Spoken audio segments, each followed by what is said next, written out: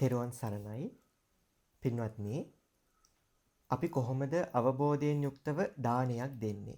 ගොඩාක් දෙනා අද කාලේ දන් දෙනවා. නමුත් මේ දානයක් අවබෝධයෙන් යුක්තව දන් දෙන්නේ කොහොමද?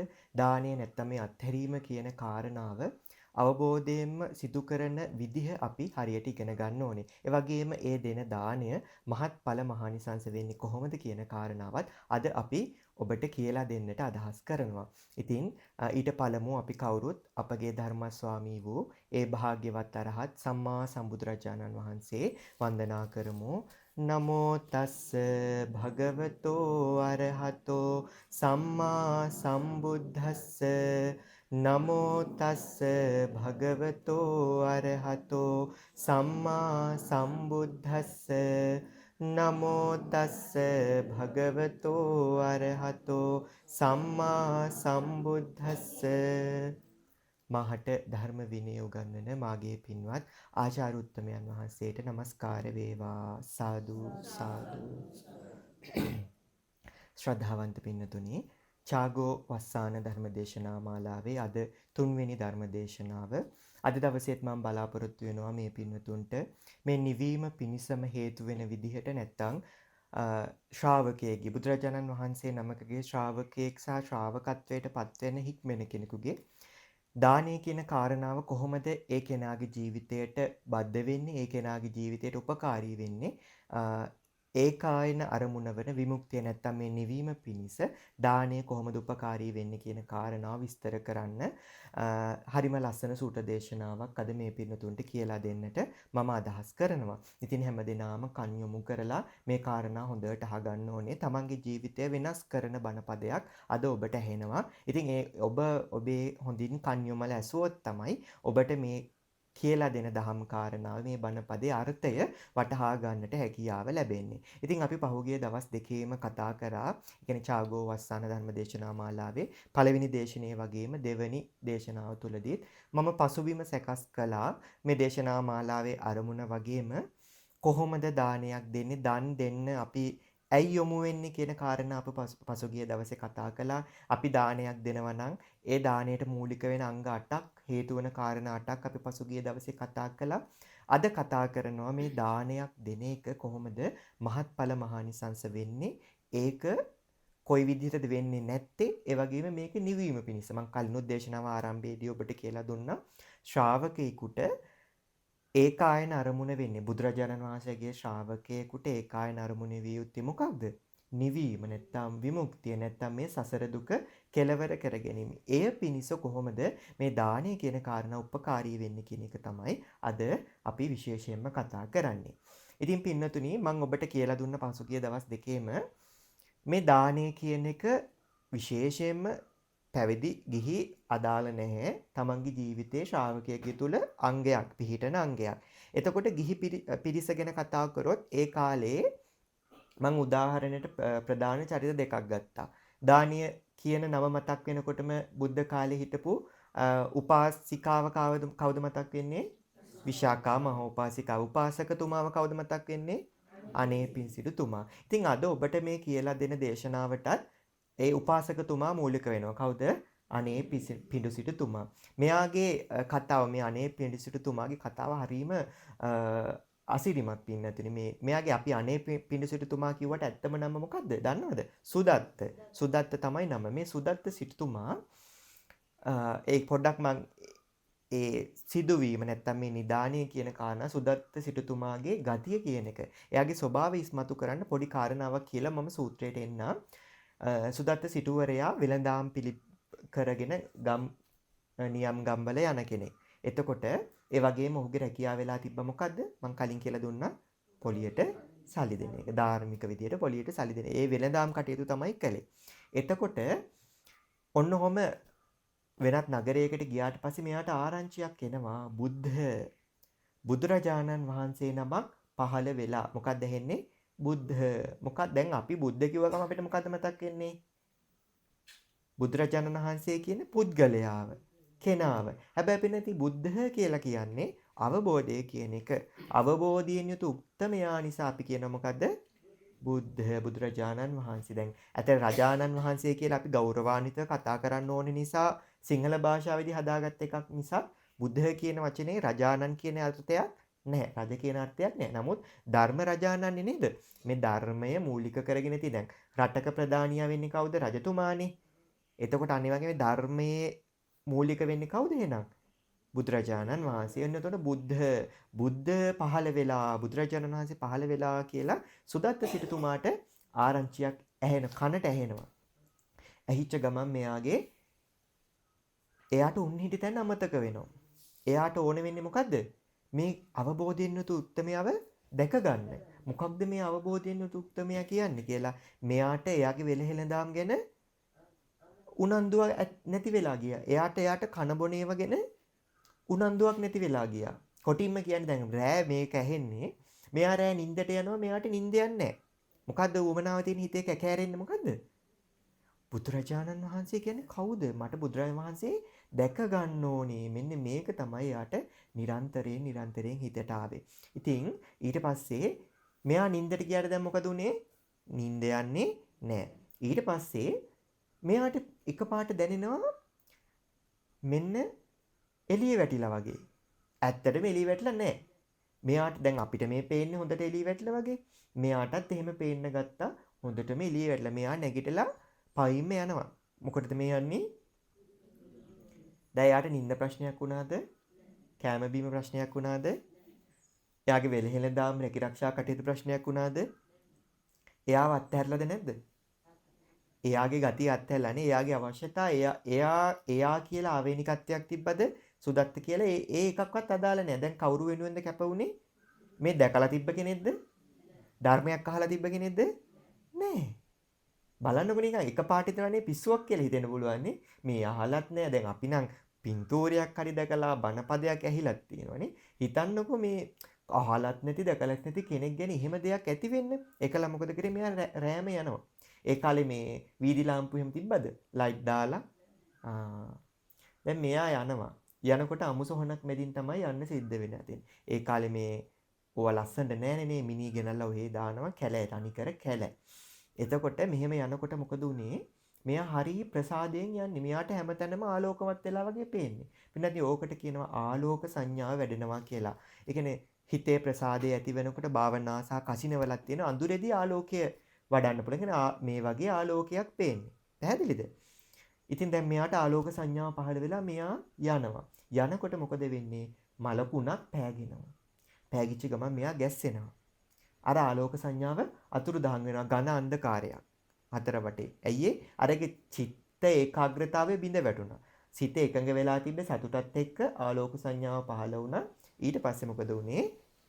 අර මලකුණ පෑගිච්ච ගමන් ඒ ආලෝක සංඥාව නැති වුණා. ඊට පස්සේ ඕක දැක්කා මෙන්න මේ සීයුග කියන යක්ෂ සේනාධිපතියෙක් ඔය එතන ඒ කනට්ටේ තිබ්බ ගහකට අරගෙන හිටියා. එතකොට ඒ සීවක යක්ෂ සේනාධිපතියා කියනවා ගාතාවක් කියනවා සතං අස්සී සතං හතෝ කියලා මෙන්න වගේ ලස්සන ගාතාවක් කියනවා. මං කල් වේලා නැති නිසා ඒක කියන්නේ නෑ. එයා කියන්නේ අශ්වයෝ 100ක් ලැබුවත් හස්තීන් 100ක් ලැබුවත් ඒක 16න් පංගුවක්වත් අටින්නේ බුදුරජාණන් වහන්සේ නමක් බැහැ දකින්න යන එක පියවරක් තබනවට වැඩි. ඒ කියන්නේ සර්වාභරණයෙන් සරසපු අශ්වයෝ 1000ක් ලැබුවත් ඇත්තු 1000ක් ලැබුවත් ඒ එකක්වත් 16න් පංගුවක්වත් වටින්නේ සොලොස් කලාවක්වත් වටින්නේ බුදුරජාණන් වහන්සේ බැහැ දකින්න යන එක නෙමෙයි බැහැ දකින්න තබන එක පියවරක්.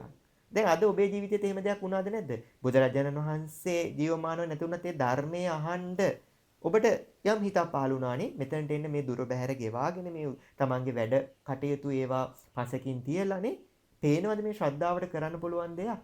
අන්න දැන් එහෙනම් හිතන්න සුදත්ත සිටුවරයා ජීවමාන බුදුරජාණන් වහන්සේ දැක බලා ගන්න යන්න තමයි මෙහෙම දෙයක් සිද්ධ වුනේ. ඔය විදිහට පින්නවත් 3 පාරක් වුණා කියනවා.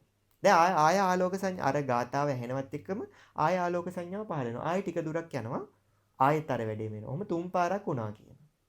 කොහොම හරි මෙයා බුදුරජාණන් වහන්සේ වැඩ ඉන්න තැනට යනවා. ඈතින්ම බුදුරජාණන් වහන්සේ දකින්න සුදත්ත එනවා. සුදත්ත එන්න මෙහාට එන්න කියලා කියනවා. ඒ වචන ඇසිල්ලේ මාත්‍රයෙන්ම බුදුරජාණන් වහන්සේ දකින්නවත් එක්කම සුදත්ත සෝතාපන්න බවට පත් වෙනවා. ධම්මස ඇති කර ගන්නවා. සතර අපායේ නිදහස් වෙනවා. බලන්න බුදු කෙනෙකුගේ දර්ශනයෙන් පවා ලෝක සත්වයාට කොච්චර මේ බණ කියලාද? ඈ චතුරාර්ය සත්‍ය දේශනා කරලත් තව නෑ. දැන් බලන්න මේ චිත්ත ප්‍රසාදයකට කරන්න පුළුවන් දෙයක් පින්නතුනි. ඉතින් ඒ නිසා අපි කල්පනා කරන්න ඕනේ මේ අපිට මේ ඇහෙන ධර්මේ නම් කොච්චර ශ්‍රේෂ්ඨ දර්ශනයත් එච්චරම යහපත පිණිස පවතිනවා නම් බුදු කෙනෙකුගේ ධර්මය කොච්චර ශ්‍රේෂ්ඨද නේද? දැන් ඔබ හිතන්නේ මේ වගේ දෙයක්. දැන් දලදා වහන්සේට අපි හැමෝම ගෞරව කරනවානේ. ගිය අවුරුද්දේ දලදා වහන්සේගේ ප්‍රදර්ශනයකුත් තිබ්බා. හිතන්න ඔබට ඇත්තටම දලදා වහන්සේට පණ තියෙනවද? පණ නැහැ. නමුත් අපේ බුදුරජාණන් වහන්සේගේම ධාතුන් වහන්සේ නමක් අපි එකට ගෞරව කරන බුදුරජාණන් වහන්සේ හා සමානව. හැබැයි ඇත්තම කතා කරොත් ජීවමාන නැහැ. අස්ති ධාතුන් වහන්සේ නම. හිතන්න ඔබට සතියකට හම්බෙනවා දලදා වහන්සේව ඔබේ නිවසට අප උපස්ථාන කරන්න, පින්දහම් කරගන්න. කැමතිද නැද්ද? කැමති නේද? එතකොට ඔබට මොකද හිතෙන්නේ? ඔබේ වැඩ ඔක්කොම සියල්ල පසෙක දාලා ඔබ කැප වෙන්නේ නැද්ද? අපි හිතමුකෝ දවසකට හම්බෙන්නේ කියලා.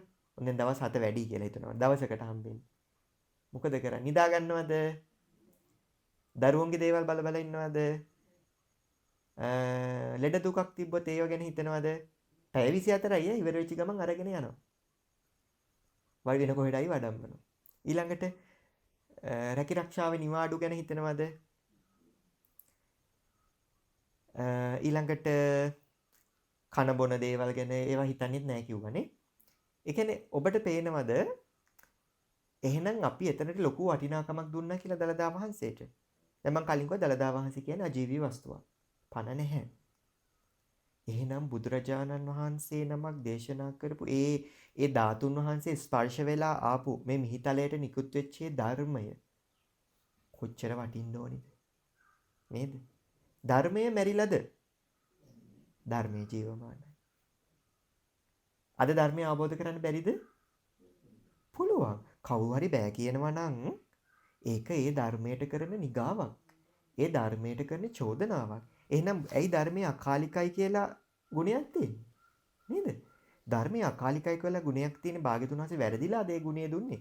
කාලයකට අයිති නෑ කියලා ධර්මය අවබෝධ කරගන්න පුළුවන්. එහෙනම් ප්‍රශ්නේ තියෙන්නේ ධර්මයේ නෙවෙයි. කාගේද? කාගේද? අපේ. අපි ධර්මයට යොමු වෙන විදිහ වැරද්ද. අපි ධර්මය අහන විදිහ වැරද්ද. අපි ධර්මය අපේ ජීවිතවලට ගලපා ගන්න එකේ වැරද්ද තියෙන්නේ. අපි ධර්මය මෙනෙහි කරන එකේ වැරද්ද තියෙන්නේ. ධර්මයට අනුව ජීවිතය හැඩගස්වා ගන්න එකේ වැරද්ද තියෙන්නේ. ධර්මය හිතන්නේ නැති එකේ වැරද්ද තියෙන්නේ. ඉතින් බලන්න සුදත්ත සිටුවරයා ඒ දකින මාත්‍රයෙන්ම ධර්මය අවබෝධ කරගෙන පූර්ණව අවබෝධ කරා කියන එක නෙවෙයි දහම් මැස ඇති කරගත්තා. සෝතාපන්න ශ්‍රාවකයෙක් බවට පත් වුණා. සෝතාපන්න කෙනෙක් උපරිම වුණොත් උපදින්නේ ආත්ම කීයද? උපරිම වුණොත් 7යි. ඒ 7 ඇතුළට සතර අපායට යන්නේ නැහැ. මනුස්ස ලෝකේ හෝ දිව්‍ය ලෝක, සුගති ලෝක කියලා සඳහන් වෙන සුගති ලෝකවල එහෙ මෙහෙ වෙන්න පුළුවන්. ඕක 7ට එයාගේ වීරිය අනුව, එයා කැප වෙන විදිහ අනුව එක ආත්මයක් වෙන්න පුළුවන්. ආත්ම කිහිපයක් වෙන්න පුළුවන්. හැබැයි 7 ඉක්මවනවද? නෑ. පැහැදිලිද? එනේ එහෙනම් ඔන්න දැන් සුදත්ත සිටුවරයා ඒ දහම්මැස ඇති කරගත්ත දවසේ සිට ඔහුගේ ජීවිතය අවසන් වෙන දක්වාම එයාගේ ජීවිතය කැප වුණේ කවුරු වෙනුවෙන්ද? බුදුරජාණන් වහන්සේ වෙනුවෙන්. ආර්ය මහා සංඝරත්නය වෙනුවෙන්. දැක්කද මං ගිය සතියේ කියලා දානීය චිත්ත පරිස්කාරයක් වෙනවා කියන කාරණේ කියලා දුන්න මතකද? දන් දෙන එකේ ඒක අර්ථයක්. ඒ කියන්නේ එයාගේ සිතට අරමුණක් තියෙනවා දන් දෙන එක. ඒ කියන්නේ දන් දීම කියන එක එයාගේ ජීවිතයේ අංගයක් වෙලා තියෙනවා. දැන් ඔන්න සුදත්ත සිටුවරයා එහෙනම් තමන්ගේ ජීවිතයේ අවසාන වෙනකම්ම දන් දුන්නා නේද? සුදත්ත සිටුවරයාගේ දන් වැට ගෙදර නැවැත්තුවේ නැහැ. හැම දවසකම තමන්ගේ සිටුමාලිගේ දන් දෙනවා. මගේ සතිය කියලා දුන්න මතකද? දන් දීලා මොකක්ද උනේ අන්තිමට? ධනය නැති වුණා. ධනෙ හිඳු නැයි එහෙම උනේ. ණයට පොඩියට මුදල් දීපු කෙනෙක්නේ. එහෙන් දුගී මගේ යාචකයන්ට දෙනවා. එහෙන් සංඝයාට දන් දෙනවා. මෙයාගෙන් පොලියට සල්ලි අරන් ගියපු අය ණයට අරන් ගියපු අය ණය ගෙව්වේ නැහැ. මොකද වෙන්නේ එතකොට? සල්ලි නැති වුණා. හැබැයි දන් වට නැවැත්තුවද? දානේ නැවැත්තුවේ නැහැ. සුදත්ත සිටුවරයා අන්තිම කාලේ දන් දුන්නා දේශනාවේ සඳහන් වෙනවා. රූක්ෂ වූ කාඩි හොදි. කාඩි හොදි කියන එක මම ගිය සති විස්තර කරානේ. ලුණුත් නැහැ, හරියට මිරිසුත් නැහැ, ඇඹුලුත් නැහැ. නිකන් හොද්දට මොන හරි ටිකක් පුඩුවන් ටිකක් දාලා දෙනවා. ඊළඟට නිවුඩු හාල් කියන්නේ කැඩිච්ච හාලක්. හරි රූක්ෂ ඇගිලින්නත් අමාරුයි. ඇගිලින්න අමාරු නිසාම තමයි අර හොද්දක් දෙන්නේ. ඒත් දන් දුන්නා. නැවැත්තුවේ නැහැ. ඉතින් ඔය සිද්ධ වීම ওই විදිහට සිද්ධ වෙනකොට අපේ භාග්‍යතුන් වහන්සේ සවැත් නුවර ජේතවනාරාමේ තමන් හදලා දීපු ආරාමෙමයි වැඩෙන්නේ. අනාථපිණ්ඩිකස් ආරාමේ අනේ පිණ සිටුමාගේ ආරාමය කියන්නේ මොකක්ද එහෙනම්? සුදත්ත සිටුතුමා හදලා දීපු ආරාමෙමයි වැඩෙන්නේ. බලන්න කොච්චර සතුටක් තියෙන්නේ නැද්දනේ? තමන් හදලා දුන්න ආරාමේ භාග්‍යතුන් වහන්සේ වැඩ ඉන්නවා. ඒ ආරාමෙට ගිහිලා ඔන්න ධර්මයක් කතා කරන අවස්ථාව ලැබෙනවා. ඔන්න භාග්‍යතුන් වහන්සේට සකස් කරලා වන්දනා කළ පැත්තකින් ඉඳගත්තා. ඊට පස්සේ ඒ අනාථපිණ්ඩික සිටුතුමාට භාග්‍යතුන් වහන්සේ මෙන්න මෙහෙම අහනවා. ගෘහපතිය ඔබගේ නිවසේහි තවමත් ඔබ දන් දෙනවාද? ගෘහපතිතුමනි ඔබගේ නිවසේ තවමත් ඔබ දන් දෙනවාද? එතකොට සුදත්ත සිටුතුමා කියනවා ස්වාමීනි මාගේ නිවසේහි දන් දෙනවා. ඒත් ස්වාමීනි දෙන්නේ රූක්ෂ කාඩි හොදි බතුයි. දැන් මේක සතුටින් කියන්නේ නැද්ද දුකින් කියන්නේ නැද්ද? දුකින් කියන්නේ මේ සිටුවරයෙක්නේ හොඳම හිටපුනේ සංඝයාට සැලකුවේ රාජකීය විදිහට. දැන් දෙන්න වෙලා තියෙන්නේ කාඩි හොදි බතුයි. දුකින් කියන්නේ සෝතාපන්න වුණා කියලා දුක දැනෙන්නේ නැද්ද? නිවිලා නැහැ. සම්පූර්ණයෙන්ම නිවිලා නැහැ. දුක ඒකනේ ආත්ම භාව හතක් උපරිමුණට යන්න වෙන්නේ නේද? හරි ඔන්න දැන් භාග්‍යතුන් වහන්සේට තේරුණා මේ සුදත්ත සිටුවරයා දැන් වැටුණු සිතින් ඉන්නේ. හිත ටිකක් දුර්වල වෙලා ඉන්නේ දුකින් ඉන්නේ. ඔන්න බලන්න හරීම ලස්සනට හිත හදන විදිය. ගෘහපතිය කියලා කියන්නේ කවුද? ඔයාලා වගේ ගෙවල් වල ඉන්න අයට, ගෙවල් වල කර්මාන්ත කරගෙන ඉන්න අයට ගෘහපතිය කියලා කතා කරන්නේ. රූක්ෂ දෙයක් වේවා ප්‍රනීත දෙයක්. රූක්ෂ දෙයක් කියන්නේ අපි කියන්නේ ඔබට අදහස යනවනේ රළු දෙයක් නැත්තම් ප්‍රනීත දෙයක් නෙවෙයි කියන එක. රූක්ෂ දෙයක් වේවා ප්‍රනීත දෙයක් වේවා දානයකට දෙනවා නම් ඔන්න දැන් කියලා දෙනවා කාරණා පහක් හොඳට අහගන්න. මේ කාරණා පහ හොඳට අහගන්න. අසක්කච්ඡං දේති. මම පස්සේ මේක විග්‍රහ කරනවා. මම කාරණා පහ කියලා ඉන්නම්. අසක්කච්ඡං දේති කියනවා සකස් කරලා නෙවෙයි දන් දෙන්නේ. මම විස්තර කරනවා මම මතක තියාගන්න උත්සාහ කරන කාරණා පහ. සකස් කරලා නෙවෙයි දෙන්නේ. අසක්කච්ඡං දේති. අචිත්ති කତ୍වා දේති. ගරු කරලා නෙවෙයි දෙන්නේ. ගරු කොට නෙවෙයි දෙන්නේ. සහත්තා දේති. සිය අතින්ම තමන්ගේ අතින්ම නෙවෙයි දෙන්නේ. අපවිද්දන් දානන් දේති. බහැරට දමන දෙයක් ලෙසින්. ඒ කියන්නේ විසික් කරන්න තියෙන දෙයක් දෙන්නේ. ඊළඟට ආගමන දිට්ඨිකෝ දේති. ඒ කියන්නේ තමන් මේ දෙන්නේ යම්සේද ඒ විදිහට තමයි ලැබෙන්නේ කියන අරමුණක් නැතුව අදහසක් නැතුව තමයි දන් දෙන්නේ.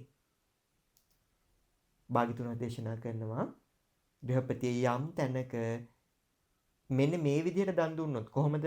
දැන් මතක් කරගමු.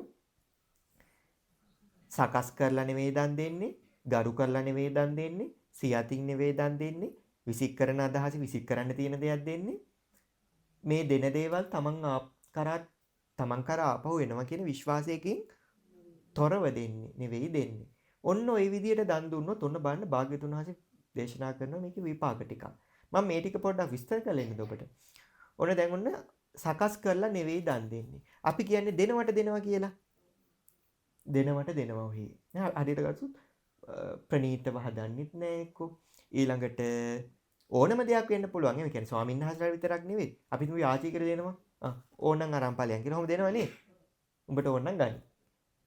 අය දෙනවා මේ ඒක සකස් කරලා දීමක් නෙවෙයි. ඊළඟට ගරු කරලා නෙවෙයි දෙන්නේ. කිසි ගරුත්වයක් නැහැ ඔහේ දෙනවා. ඊළඟට තමන්ගේ අතින්ම නෙවෙයි දෙන්නේ. සමහරු දන් දෙනකොට දානි හදනවා සමහරලාට. ඔයාලා ගිහිල්ලා දානි පූජා කරලා උඹලා ගිහිල්ලා දානි පූජා කරලා වරෙන් මං ඉන්නම් ගෙවල් දොරවල් බලන්න. කොහොම මේ අය නැද්ද? ඕන තරම් ඉන්නවනේ. තමන්ගේ අතින් දෙන්නේ. දැන් අද ඔබට මං කියලා දෙනවා මෙහෙම නොකරුවත් වෙන්නේ මොකද්ද කියලා. දැන් අපි හිතන්නේ හරි දානේ දුන්න ඔක්කොම හරි කියලානේ. මේ අඩුපාඩු සහිත වුණොත් වෙන ආදීනව මම ඔබට අද කියලා දෙනවා. එහෙම ගොඩාක් මම දැකලා තියෙනවා. මම ගිහි කාලේ පමට ඇද්දගෙන සමහරු දානි හදනවා, වියදනුත් ඔක්කොම කරනවා. දානි බෙදන්න දෙන්නේ. දානි බෙදන්න දෙන්නේ. එයාලා ගෙවල් වලට වෙලා ඉන්න අතර රාජකාරි වලට යනවා. නැත්තම් කවුරු හරි යතේ දානි යවනවා. එයාලා සමහරවිට වියදම් කරනවා විතරයි. බලන්න එහෙම වුණොත් වෙන අඩුපාඩු Tamanටම විඳින්න සිද්ධ වෙන දේවල් මම අද කියලා දෙනවා ඔබට. ඊළඟට විසික් කරන අදහසින් දෙන්නේ. දැන් මෙන්න මේ කෑම උෂ්ණයි. මේ කෑම අපි කෑවොත් අපි ලෙඩ වෙනවා, මේ ටික දීලා දාමු.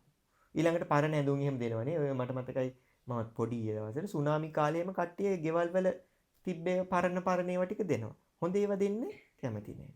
ඇඳලා දවසක් හරි ඇඳලා පරණ කරලා තමයි දෙන්නේ. එහෙම තිබ්බනේ. ඒ කියන්නේ විසික් කරන අදහසින් දෙන්නේ. සමහර අය මේ කෑම සීතලයි, මේවා පිට තියාගන්න, මේවා දෙමු, මේවා නරක් වෙනවා තිබ්බොත්. මේ නරක් වෙන ටික දීලා දාමු. එහෙම දන් දෙනවනේ. ඒකත් දානයක් තමයි. දානයක් තමයි. අත්හරිනවනේ කොහොම හරි. හැබැයි දානයක් වුණාට ප්‍රශ්නයක් තියෙනවා. අපි ප්‍රශ්නේ මොකක්ද කියලා ඊළඟට බලමු. ඊළඟට විශ්වාසයකින් නෙවෙයි දෙන්නේ. නේද? සමහරු ඉන්නවනේ දැන් ලස්සනට කවුරු හරි පූජාවක් කරොත්, ලස්සනට සෑයකට බෝධියකට පූජාවක් කරොත් ඒවට ගරහනවනේ. විශ්වාසයක් නැහැ. ඒවට ගරහන. ඔයිට වැඩිය හොඳයි පිළිකා රෝගියෙක්ට දුන්නා නම්. ඔයිට වැඩිය හොඳයි කන්න නැති මිනිහෙක්ට දුන්නා නම්. සෑයකට බෝධියකට මොනවා හරි පූජා කරනවා දැක්කොත් හරිනෙන් ඇස්සට කටු වයින්නවා වගේ. එහෙමයි නේද? ඕන තරම් ඉන්නවා. දැන් ඔන්න එයාලට වෙන දේ තෝම බලන්න. ඒ කියන්නේ එයාලට විශ්වාසයක් නැහැ මේ තමන් මේ සිත පැහැදීමෙන් කරන මේවා තමන් කරා අපව වෙනවා කියන විශ්වාසය නැහැ. හරිද? ඔන්න භාග්‍යතුන් වහන්සේ දේශනා කරනවා දෙහපතිතුමනි ඔන්න ඔය විදිහක දෙන දානයේ විපාකයක් වේද. න උලාරාය බත්ත භෝගාය චිත්තං නමති. එයා යම් කලක මනුස්ස ලෝකයකට හරි ආවහම මේ දානයේ ආනිසංස විදියට මොකද වෙන්නේ? එයාට ලැබෙන බත් අනුභව කිරීමට ඔහුගේ හිත නැමෙන්නේ. මං කියලා විස්තර කරන්නම්. න උලාරාය වත්ත භෝගාය චිත්තං නමති. එයාට ලැබෙන වටිනා වස්ත්‍රයන් හැඳීමට ඔහුගේ සිත නැමෙන්නේ. න උලාරාය යාන භෝගාය චිත්තං නමති. ඔහුට ලැබෙන වටිනා වාහන වලින් යන්න ඔහුට හිත නැමෙන්නේ. ඔහුට හිතක් පහළ වෙන්නේ. න උලාරේසු පංචසු කාම ගුණේසු භෝගාය චිත්තං නමති. ඔහුට ලැබෙන වටිනා උදාර ලෙසින් ලැබෙන කාමයන් පරිභෝග කරන්න. ඒ කියන්නේ ඔහුට ලැබෙන වස්තු පරිභෝග කරන්න ඔහුගේ හිත නැමෙන්නේ නැහැ. ඔහුට යම් දරුවෝ සිටිද දරුවෝ හිටියොත් ඔහුගේ ඊළඟට බිරින්දෑ සිටියද බිරින්දෑවක් හරි ස්වාමියෙක් හරි හිටියද දාසයෝ ඉන්නවද යාට මෙහෙ කරුවෝ ඉන්නවද කම් කරුවෝ ඉන්නවද ඔහු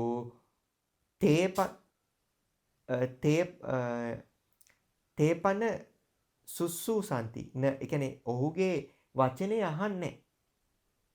ඒ කියන්නේ මේ අර විදිහට සකස් කරලා දන් නොදීමේ ආනිසංස විදිහට මොකද වෙන්නේ? ඊළඟට ඇහුම්කන් දෙන්නෙත් නැහැ, කන් යොමු කරන්නෙත් නැහැ, ආඥා චිත්තං උපට්ඨාපේති කියන දේ තේරුම් ගන්නෙත් නැහැ යාලා. එයා කියන දෙයට හිත පිහිටන්නේ නැහැ. ඔක මම විස්තර කරන්නම්. දැන් මොකද්ද මම කිව්වේ? අර විදිහට හරි විදිහට දන් නොදුන්නාම මෙන්න මේ හිතමුකෝ යා පසු කාලීනව පස්සේ ආත්මික හරි මනුස්ස ලෝකෙට ආවම මොකද වෙන්නේ? ඇඳුම් පැළඳුම් කොච්චර තිබ්බත් අඳින්නේ කෙටියෙන් ගියෝ වැරහැලි ඇඳගෙන ඉන්නවා. එදි පාංකඩයක් ඇඳගෙන ඉන්න නැද්ද එහෙම අය? මම නම් දැකලා තියෙන ඕන තරම්. හොඳට මේ වතු පිටි තියෙනවා, සල්ලි තියෙනවා. හැබැයි වැරහැලි අඳින්නේ. ඒක එයා ඇත්තට ඒක හිතලා කරන එකකුත් නෙවෙයි. අපි කිව්වට ලෝභකම කියලා ඒකට හේතුව දැන් ඔබට තේරෙනවද? එයාගේ හිත නැමෙන්නේ. සමහරුන්ට යාන වාහන තියෙනවා. හැබැයි පාවිච්චි කරන්න හිත නැමෙන්නේ. හිතට ආසාවක් හිතෙන්නේ නැහැ. ඒකට ආස නැතුව නෙවෙයි. ඒවා පරිස්සම් කර ගන්න ඕනේ, රැක ගන්න ඕනේ කියලා. දැන් ඉස්සර ඔය මං අහලා තියෙන ඔය දැන් ඔය කාර් එහෙම මේ ආපු කාලවල කෙනෙක් අපිට දැන් අවුරුදු 70 ගානක් නිදහස ලැබිලා 75ක් විතර නේද? ඒක ඊට පස්සේනේ අපිට ඔය වාහන එහෙම එන්න ගත්තේ නේද? ඔය කාලේ තුල වාහනයක් තියෙනවනම් එයාට ඒක ආනික රජතනතුරක් හම්බුනා වගේ එච්චරට වාහනේ පිහිනවා, සුවඳ දුම් අල්ලනවා නේද? ඊට වැඩි දෙයක් නැහැ. හැබැයි සමහර ඉන්නවා ඒක දුම් අල්ලලා තියෙනවා පාවිච්චි කරන්නේ නැහැ. සමහර ඉන්නෝනේ පරණ වාහන පදින්නෙත් නැහැ. නිකන් දේවත්වයෙන් සලකලා තියා ගන්නවා. ඇයි ඒවා තිබ්බට සමහරට පරිහරණය කරන්න හිතෙන්නේ. හිතේ අර වෙනම ආකාරයෙන් ඇල්මක් තියෙන්නේ. ඒ ආසාව නැතුවද? ආසාව තියෙනවා. ඒවා ඕනෝඩදී පරිස්සම් කරගන්න ඕනෝඩදී කුණු කමින් තියන් ඉන්නවා. හැබැයි තමන්ගේ පරිභෝජනෙට ගන්න. තමන් ගන්නෙත් නැහැ තමන්ගේ දරුවෙක්ට දෙන්නේ. අහලා ඇතිනේ මට්ට කුණ්ඩලිගේ කතාව එමුනේ අදින්න පුබ්බක කියෙමනේ. තමන් පාවිච්චි කරෙත් නැහැ දරුවට පෙන්ඩන්ට් එකක් හදලා දෙන්න වියදම් කරෙත් නැහැ. දැක්ක නේද? ඒ වගේ. ඊළඟට යාන වාහන පාවිච්චි කරන්නෙත් නැහැ. යම් කාමයක් භුක්ති විඳින්න තියෙනවද? ඒක භුක්ති විඳින කාමය කියන්නේ තමන්ගේ ඇස කන නාසය දිවකය මනස සතුටු කරවන්න යම් ඒ ලැබෙන භෞතික වස්තුන් පාවිච්චි කරන්න යාගේ හිත නැමෙන්නේ නැහැ. ඊළඟට දැන් බලන්න මේක අපි හිතන්නේවත් නැහැනේ දරුවෝ අකීකරු වෙනවා. ඒ කියන්නේ එයාලා කියන එක අහන්නේ වචනේට අහුම්කම් දෙන්නේ නැහැ. ඊළඟට 16ොත් එහෙමයි. මෙහෙ කරුවොත් එහෙමයි. කං කරුවොත් එහෙමයි.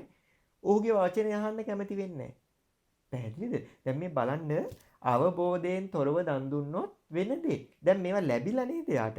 වස්තු සම්පත් ඔක්කොම ලැබිලා. හැබැයි පාවිච්චි කරන්නේ නැහැ. ඔබට මතකද දැන් ඔය පහුගිය දිට්වා සුලිකුණාට දවස්වල එහෙම සමහර ධනපතීන් හිටියා හෙලිකොප්ටර් වලින් ගිහිල්ලා කට්ටියට දන් දුන්නා. ඕකට මිනිස්සු ගැරහුවද නැද්ද? ඇයි සතුටු වෙන්න බැරි? ඉතින් මේ මිනිස්සයා කලින් දන් දීපු නිසා නේද එයාට එහෙම තියෙන්නේ. හෙලිකොප්ටරෙන් ගිහිල්ලා අපිට පුළුවන් ද එහෙම දන් දෙන්න? බෑනේ. ඉතින් මේ මිනිස්සයා කලිනුත් දන් දීලා ඒ සසරේ ගතිය තවත් ඇවිල්ලා එයා තවත් දන් දෙනවා. හෙලිකොප්ටරෙන් ගිහිල්ලා දන් දෙනවා. අපේ කියන්නේ ගොඩාක් මිනිස්සුන්ගේ හිතවල තියෙන කුහකකම ඒක විවේචනය කරනවා. ඇයි සතුටු වෙන්න බැරි? එනේ මේ මිනිස්සයා දන් දීපු නිසා නේද මේ මෙහෙම ලැබෙන්නේ. ඉතින් අපි දන් දීලා නැති නිසා නේද අපිට නැත්තේ. ඔය සරල කාරණා තේරුම් ගන්න නැහැ ගරහන් තමයි දන්නේ. ඉතින් අපි තේරුම් ගන්න ඕනේ කෙනෙක් සැප පහසු ඉන්නවනම්, කෙනෙක් ලස්සනට ඉන්නවනම්, කෙනෙක්ට කීර්ති ප්‍රශංසා තියෙනවා නම් අපි මොකක්ද දැනගන්න ඕනේ? මට නැති දෙයක් තව කෙනෙකුට තියෙනවා නම් මොකක්ද අර ගැමියන්ගේ හොඳ ගතියක් එනවනේ. මොකක්ද ගැමියන්ගේ එන්නේ? ගැමි සුවඳක් තියෙන මොකක්ද? ඉරිසියාවක් තියෙනවා. අපි ඉරිසියාවක් මොනවා හරි කාරණාවකට ඇති වෙනවා නම් මං අහලා තියෙන කතාව මිනිස්සු ඉරිසියා කරන්නේ නැති එකම එක දෙයකට කියනවා. මොකක්ද? මරණයට.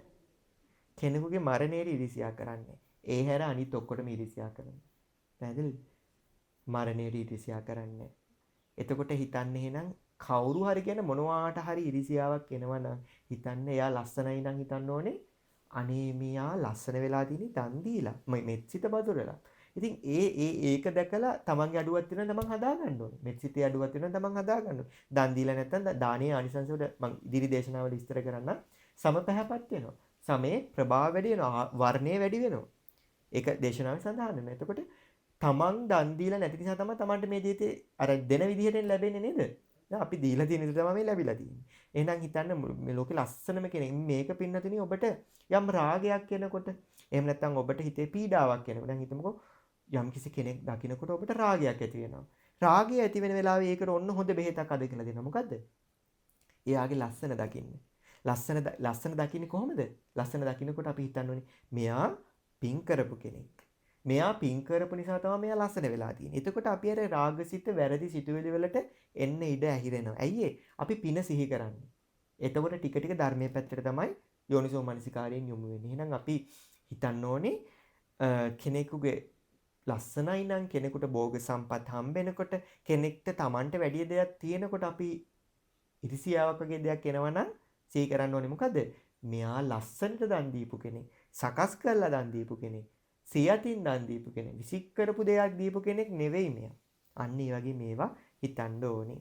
ඔන්න දැන් ඔකේ අනිත් පැත්ත භාග්‍යතුන් වහන්සේ විස්තර කරනවා. ගෘහපතිතුමනි රූක්ෂ දෙයක් වේවා, කටුක දෙයක් වේවා, ප්‍රණීත දෙයක් වේවා දානයකට දෙනවා නම් ඒ දෙන දේ කොහොමද දෙන්නේ? සක්කච්ඡන් දේති. සකස් කරලා නම් දන් දෙන්නේ. චිත්ති කත්වා දේති. ඒ කියන්නේ තමන්ගේ හැකි උපරිමයෙන්ම ගරු කරලා නම් සහත්තා දේති. තමන්ගේ සියතින්ම දන් දෙනවා නම් පවිද්දා අනපවිද්දන් දානන් දේති. විසික් කරන අදහසින් දෙන්නේ තමන්ට තියෙන වටිනම දේ දෙන්නේ. ආගමන දිට්ඨිකෝ දානන් දේති. ඒ කියන්නේ තමන් මේ දෙන දේ තමන්ට යලි ලැබෙනවා කියන විශ්වාසයෙන් දන් දෙන්නේ. දැන් ඔන්න ඔබට කියලා දෙනවා හරි විදිය. දැන් මං කිව්වේ වැරදියට දන් දීපු දේ විදියනේ කලින් කියලා දුන්නේ. හරියට දන් දෙන විදිය කියලා දෙනවා. දැන් ඔබ සමහරලාට මේවා නොදැනුවත්ව කරන්නේ. මම එතකොට ඇත්තටම හිතුවා මේ දන් දෙන විදිය කියලා දෙන්න ඕනේ කියලා. ඉතින් එන හොඳට අහගන්න මේවා. ඔට දැන් සමහරු දන් දෙනවා දෙන දේ පොඩි දෙයක් වෙන්න පුළුවන්. සම්බෝලයි බතුයි වෙන්නත් පුළුවන්. රාජභෝජනයක් වෙන්නත් පුළුවන්. දෙනකොට සකස් කරලා දන් දෙන්න ඕනේ. ඒ කියන්නේ ඒක පිළිවෙලට Tamanට පුළුවන් උපරිමයෙන් පිළිවෙලට දෙන්න ඕනේ. ඊළඟට ඕන අපි පිරිකරක් දෙනවා කියලා හිතනවා. මම මේ කියන්නේ ස්වාමීන් වහන්සේ විතරක් නෙවෙයි. යාචකයෙකුට දුන්නත් ඔහෙ දෙන්නේ නැතුව ලස්සනට ඒක ඔය ඔබට තෑග්ගක් හම්බෙනකොට ඔබ කැමති එක නිකම්ම ඔහෙ දෙනවටද ලස්සනට කොලේක ඔතලා දෙනවටද? චූටි බබාලා විතරනේ අපිත් එහෙම කැමතිනේ ලස්සනට කොලේක ඔතලා ලස්සනට රැපින් එකක් දාලා නේද? එහෙම දෙනකොට අර කුතුහලයක් තියෙනවනේ. ඒක දිග ඇරලා බලනකොට චූටි දෙයක් දුන්නත් අර එහෙම ඔතලා දෙනකොට ඒක වටිනාකම වැඩිනේ. එතකොට ඒ කෙනා මං වෙනුවෙන් මෙන්න මෙහෙම දේවල් කරනවා. වටිනා දේවල් කරනවා. එතකොට දැන් ඔය සමහරුන්ට දැන් රෝස මලක් දුන්නත් ඒක වටිනව නේද?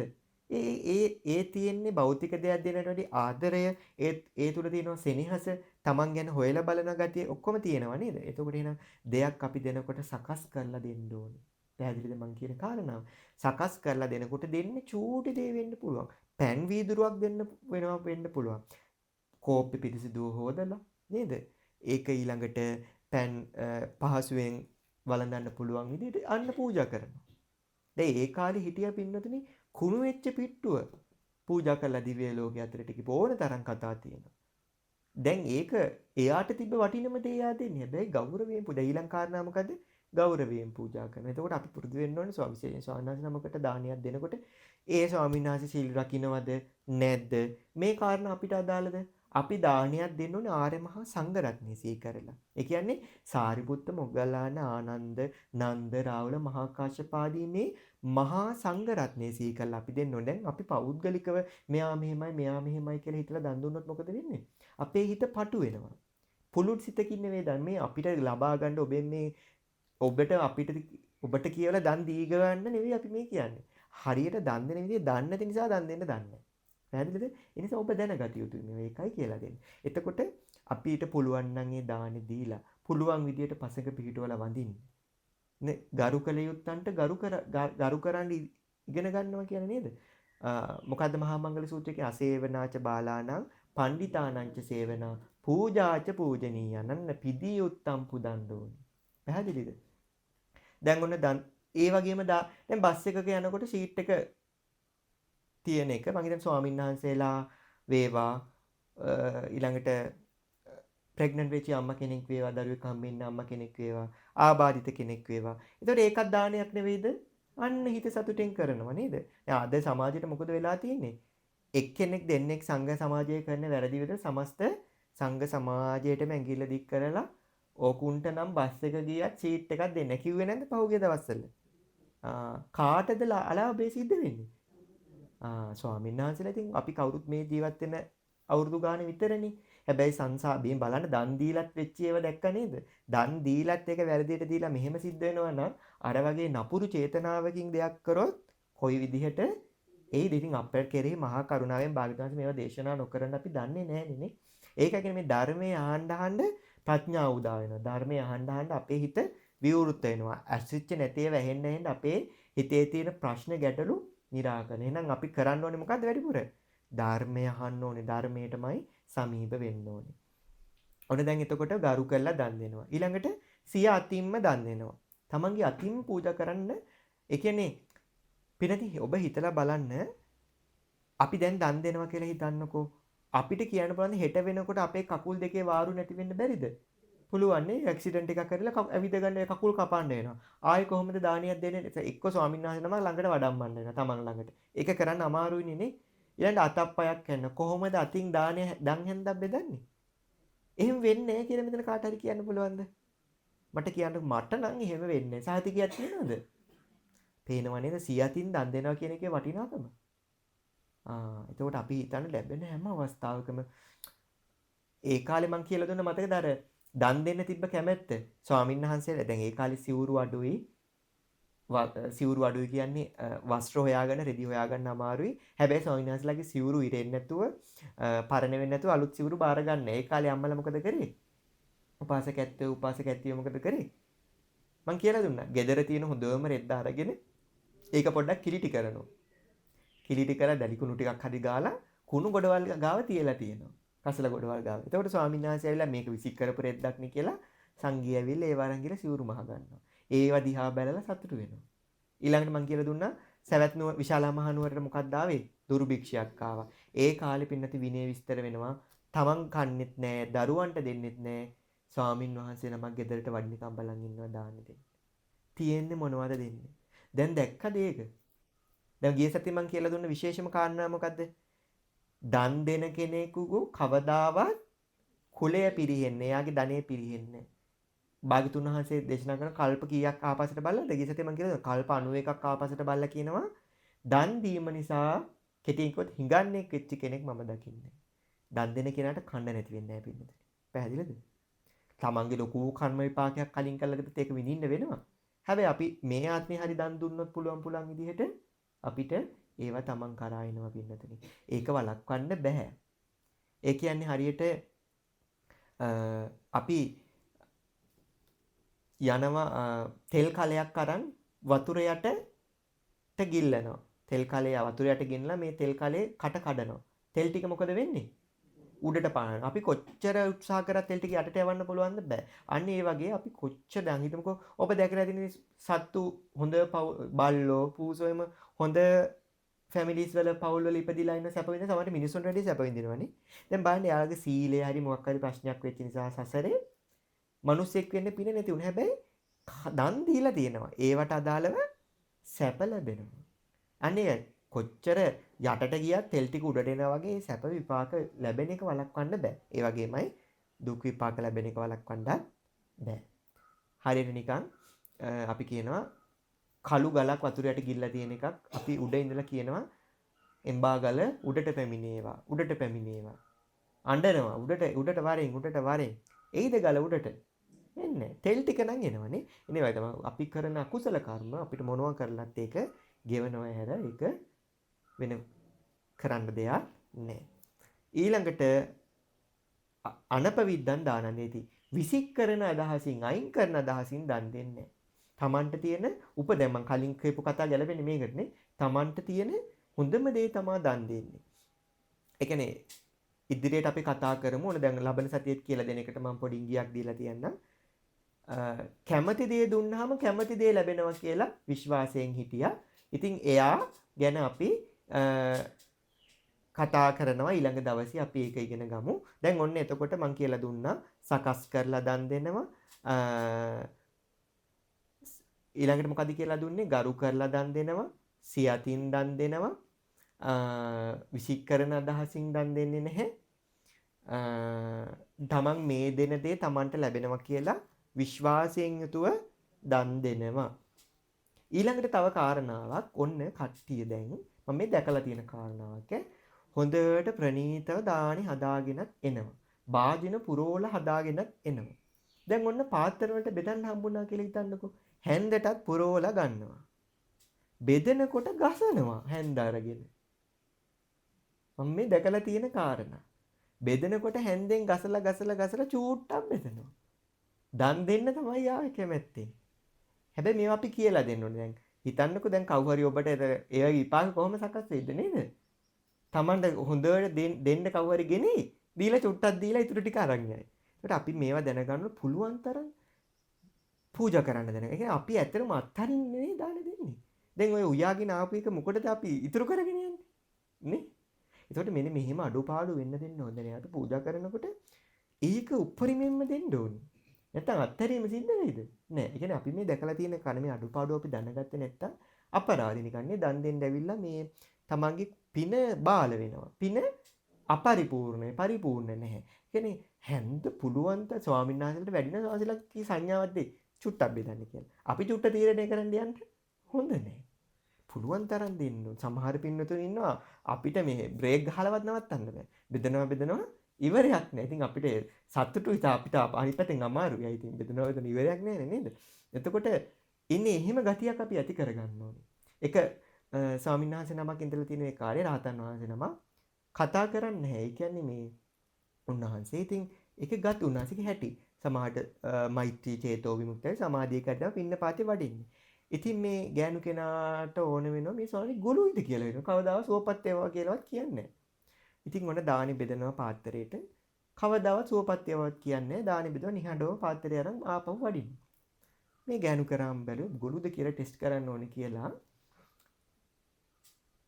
අත තිබ්බත් අතට උදින් බෙදන්න පටන් ගත්තා. ඇති ප්‍රමාණවත් කියලා එදා එහෙනම් ගොළු නෑ කියලා එදා දැනගත්තා. ඒ කියන්නේ මේ බලන්න දන් දෙනවා කියන එකත් හරි අමුතු දෙයක් නේද? ඔන්න එහෙම තමයි ඔන්න භාග්‍යතුන් වහන්සේ සුදත්ත සිටුතුමාට ඕවා කියලා දුන්නේ. දැන් එන්න ඔන්න යාට විපාකයක් කියනවා. දැන් මේ විදිහට සකස් කරලා දන් දෙන කෙනාට එයා යම් කලෙක මනුස්ස ලෝකෙක ඉපදුනාද එයාට තමන්ගේ ලැබෙන භෝජන කන්න හිත නැමෙනවා. ඇඳුම් පැළඳුම් පරිහරණය කරන්න, අඳින්න ලස්සනට අඳින්න පළඳින්න. දැන් බලන්න විශාකා කොහොමද නව කෝටි 1 ලක්ෂයක් වටින ආභරණයක් පැළඳගෙන හිටියා. අවුරුදු 7න් සෝතාපන්න වෙන්නේ. නේ එහෙම කළා බලන්න ලස්සන ආභරණ පැළඳගෙන හරිම ලස්සනට හිටියනේ නේ. ඒකට බලන්න එයාට ඒව පරිහරණය කරන්න හිත නැමෙනවා. ඊළඟට යාන වාහන පරිහරණය කරන්න හිත නැමෙනවා. පංචකාමයන් භුක්ති විඳින්න විශාකට දරුවෝ හිටියා 22 ගාණක්. එයාලව හරියට ලස්සනට බලාගෙන මේ පංචකාමයන් භුක්ති විඳින්න හිත නැමෙනවා. ඇයි සසරේ දන් දීලා පුරුද්ද. ඊළඟට ඔන්න යම් දරුවෝ සිටිද්ද, බිරින්ද ඇවරු සිටිද්ද, දාසියෝ සිටිද්ද, මෙහෙකරුවෝ සිටිද්ද, කම්කරුවෝ සිටිද්ද, ඔහු සියල්ලම තමන්ගේ වචනේ අහන්න කැමති. තමන්ට කීකරුයි. තමන්ගේ වචනේ ඉක්මවා යන්නේ. තමන් කියන දේ හිත පිහිටුවා ගන්න උත්සාහ කරනවා. පැහැදිලිද? එතකොට දැන් බලන්න අද කාලේ වුණත් සමහර දේශකයන් වහන්සේලාට වැල නොකැඩී මිනිස්සු ධර්මය අහන්න යන්නේ ඇයි? ඉතින් කොච්චර හොඳ දෙයක නේද? නිකන් මියුසිකල් ෂෝ එකටවත් යන්න නැති තරම් ධර්මය අහන්න යන්නේ ඒ කෙනා සසරේ දන් දීලා තමන්ගේ වචනය අහනවා. ඔක හැමෝටම කරන්න පුළුවන්ද? බෑ. ඉතින් එහෙනම් අපිට නොපෙනෙන දෙයක් වතන තියෙනවනේ. නොපෙනෙන දේ මොකක්ද එහෙනම්? දානේ ආනිසංස, දානේ විවිධත්වය. ඒක රහත් උනත් දානේ ලැබෙන විදිහ Taman දීපු විදිහට තමයි. ඔබ අහලා තියෙ සීවලී මහරහතන් වහන්සේට නේද? දානේ වරදින්නේ නැහැ නේ. ඒ වගේම ලෝසක මහරහතන් වහන්සේ ගැන අහලා තියෙනවද? ජීවිත කාලෙම කුස පිරෙන්න ආහාරයක් මේ රහත් වෙලත් කර්ම විපාකෙ ගෙවුන්නේ. මං ඉදිරියට ඔබට කල් වෙලා තියෙන විදිහට දේශනා මාලා ඉදිරියට ඒවත් කෙටියෙන් කියලා දෙන්න උත්සාහ කරන්න. ඔක්කොම කියලා දෙන්න අද කාල වේලා නෙවෙයි. එතකොට ඔන්න බලන්න Tamanට ඇහුම්කන් දෙනවා පිරිස. එතකොට එහෙනම් මේකත් ලැබෙන්නේ දානේ විපාක ආනිශංස විදිහට. ඔන්න දැන් භාග්‍යතුන් වහන්සේ හරිම ලස්සන අපූර්ව සිදුවීමක් කියනවා කලින් සිද්ධ වෙච්ච. හොඳට අහගන්න. ගෘහපතිය කලින් සිදු වූ දෙයක් මම ඔබට කියන්නම්. වේලාම කියලා බ්‍රාහ්මණයෙක් හිටියා. දැන් ඔබ මේ කියන කාරණා හොඳට නිකන් මනසින්ම අවා ගන්න මේ කියන සිදුවීම. මේ වේලාම කියන බ්‍රාහ්මණය මෙන්න මෙහෙම දුන්නා දානයක්. ඒක මහා දානයක්. ඔන්න රිදී පුරවපු රණින් කළපු පාත්තර භාජන කිරිතන පාත්තර 84000ක් දන් දුන්නා. රිදී පුරවපු රන් පාත්තරේ රිදී පුරලන්ට රන් පුරවපු රිදියෙන් කළ පාත්‍ර 84000. ඒකේ පුරවලා තියෙන රන් රිදියෙන් කරලා තියෙන්නේ 84000ක් එකක් නෙවෙයි. ඊළඟට රනින් කළ භාජන 84000ක්. ඊළඟට රිදියෙන් කළ භාජන 84000ක්. රනින් කළ සැරසිලි ඇති රන් කොඩි ඇති අලංකාර හස්තීන් 84000ක්. ඒ කියන්නේ රනින් කළ ආභරණ වලින් සරසලා දජ පතාක රනින් කරපුව නම් ඒ අශ්වය නෙවෙයි ඇත්තු කීයක් දුන්නද 84000ක් දන් දුන්නා කියනවා. ඊළඟට සිංහම් ඇති ව්‍යාග්‍රහම් ඇති දිවිසම් ඇති පණ්ඩු කම්බල ඇතිරු රනින් සැරසූ රන් කොඩි සහිත රත 84000 කියන්නේ මෙන්න මේ කිව්ව විදිහට සරසපු රනින් සරසපු එක දැන් මෙතන මේ හම් කියලා සඳහන් කරන්නේ මොනවද? සීට් එක දැන් අපි ඔය ලෙදර් සීට් දාන්නේ කුෂන් කරන එක අනේ වගේ හොඳට සැපපාසුව කුෂන් කරලා ඒ වගේම රනින් සරසපු රත අශ්ව රත ඒවා දුන්න කියනවා 84000. දුහුල් වස්ත්‍රයෙන් සැරසූ කස්රෝ කසු ඇති දෙනුන් 84000ක් දන් දුන්න කියනවා. ඒ කියන්නේ කිරි ගන්න දෙන්නු සරසවලා දුන්න කියනවා. මිනි කඩොලින් සැරසූ 84000ක් කන්‍යාවන් දන් දුන්නා. මැණික් වලින් ආභරණ පුරවලා සරසපු කන්‍යාවෝ දුන්නා කියනවා 84000ක් දන් දුන්නා කියනවා. දිගු ලොම් ඇති පලස් අතුරන ලද සුදු ඇතුරිලි අතුරන ලද ඝන පුළුන් සහිත එළු ලොම් අතුරන ලද මුව සමින් කරන ලද ඇතිරිලි අතුරන ලද උඩුවියන් සහිත හිසට හා පයට විල්ලුද කොට්ටේ තැබූ යහන් 84000ක් දුන්නා කියනවා. කොච්චර සැප පහසු ආසනයක් සායන පූජා කළා දෙකක්ද 84000ක්. ඊතා සියුම් වස්ත්‍ර ඊතා සියුම් කසීසලෝ සියුම් කම්බිරි සියුම් කපු වස්ත්‍ර ආදිය 84000 කෝටියක් දන් දුන්නේය. ආහාර පාන කන බොන දේවල් බෙහෙත් තේත් ගැන කවර කතාද? අරව එච්චර දුන්නා නම් කන්න බොන්න දීපුවා ගැන කවර කතාද කියලා අහනවා. ගඟක් ගලනවා වගේ මම දන් දුන්නේ කියලා කියනවා. කවුද? වේලාම බ්‍රාහ්මණයා. දැන් මේ කාටද කියන්නේ? සුදත්ත සිටුතුමා නේ පිරිසිතුමාට. ගෘහපති ඔබට මෙහෙම හිතෙන්න පුළුවන්නේ ඒ කාලේ දන් දුන්නේ බ්‍රාහ්මණය වෙන කවුරු හරි වෙන්න ඇති කියලා. කලින් ආත්මේ කතාවන්නේ කියන්නේ. ඒ මහා දානයක් දුන්නා නම් ගෘහපතිතුමනි ඔබ වෙනස් විදිහකට නම් හිතන්න එපා. ඒ කාලේ වේලාම බ්‍රාහ්මණය වෙලා හිටියේ මම්ම තමයි. කවුද මේ කියන්නේ? භාග්‍යවතුන්. එහෙනම් බෝධිසත්ව ඒ මහා දානිය දුන්නේ වෙන කවුරුත් නෙවෙයි මම. බුදුරජාණන් වහන්සේලා බෝධිසත්ව කලින් ආත්මික මේ දීපු දානයක් විස්තර කරන්නේ. ඔන්න බාන්න ඊළඟට කියන කතාව. ගෘහපතිය ඒ දානය පිළිගන්නන්නට දාන් පිළිගන්නට සුදුසු කිසිවෙක් එකල පොළොව තලයේ හිටියේ නැහැ. කිසිවෙක් ඒ දක්ෂිනාව පිරිසිදු කරේ නැහැ. ඒ කියන්නේ ඒ දානි පිරිසිදු වෙලා නැහැ. මෙච්චර දන් දීලා. අද කාලේ ඉන්නවද මෙහෙම දන් දීපු කෙනෙක්? හැබැයි අද කාලේ සම්බෝලයි බතුයි පූජා කරන කෙනෙකුට උනත් දානීය පිරිසිදු කරගන්න පුළුවන්. දානීය මහත්ඵල මහානිසංස කරගන්න පුළුවන්. භාග්යක් ලැබිලාද නැද්ද ඔබට? භාග්යක් ලැබිලා. හැබැයි සීමිත කාලයකට පින්වත්නි කාලයක් එනවා බුද්ධ කියන වචනේවත් මේ ලෝකයේ ඇහෙන්නේ නැති. බුද්ධ ශූන්‍ය කල්ප ගණන් තියෙනවා. ඒ කාලේ ශ්‍රාවක සංඝයා වැඩ ඉඳීද? බුදුරජාණන් වහන්සේ නමක් නැත්නම් අපිට මේ කසාවතක් දරාගෙන ස්වාමීන් වහන්සේලා දිවි කැප කරලා ඉස්සර හිටු මහ යතිවරු මේ බුද්ධ ශාසනයේ උපසම්පදාව මේවා රැකගෙන ආවේ නැත්තම් අද අපිට කසාවතක් දරාගෙන ඔබට දන් හැන්දක් පූජා කරන ස්වාමීන් වහන්සේනමක් ඉතුරු වෙයිද? ඔබ අහලා ඇති 12 අවුරුද්දක් ලංකාවට මහා සාගතයක් ආවා. දැන් අපිට බලනකො සතියක් පාලනයකට කොච්චර අමාරුද කියලා.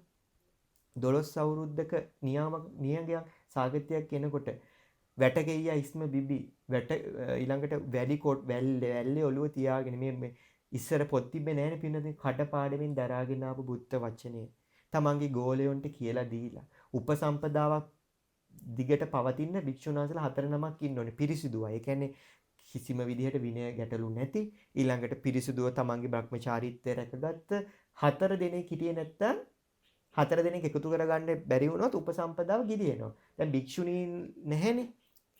ඇයි නැත්තේ?